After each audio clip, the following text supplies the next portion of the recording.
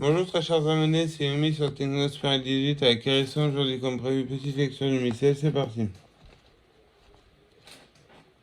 Alors, et étant arrivé au lieu appelé Golgotha, c'est-à-dire Calvaire, ils lui donnèrent du vin mêlé de fiel, mais l'ayant goûté, il ne voulut point boire. Après qu'ils l'eurent crucifié, ils partagèrent entre eux ses vêtements, et les tirent au sort, afin que fût accomplie cette parole du prophète. Ils ont partagé entre eux mes vêtements, et ils ont tiré ma robe au sort, et étant assis près de lui, ils le gardaient. Ils mirent aussi au-dessus de sa tête une inscription marquant la cause de sa condamnation, qui est celui-ci est Jésus, le roi des Juifs.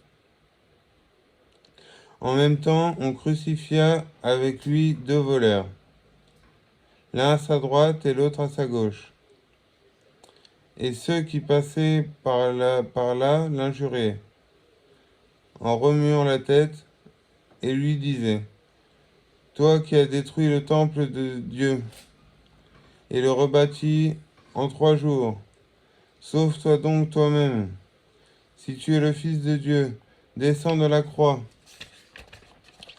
Les princes des prêtres se moquaient aussi de lui avec ses scribes et les anciens, en disant, il a sauvé les autres et il ne saurait se sauver lui-même. S'il est le roi d'Israël, qu'il descende maintenant de la croix et nous croirons en lui.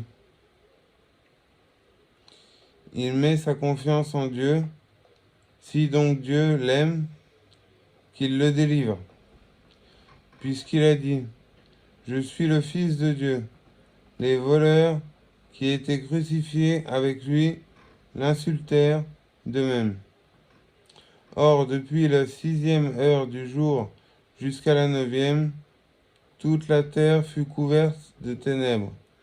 Et vers la 9e heure, Jésus jeta un grand cri en disant, Élie, Élie, lama sabachthani, pourquoi m'avez-vous abandonné, Seigneur? Ce qu'entendant quelques-uns de ceux qui étaient là disaient, il appelle Élie.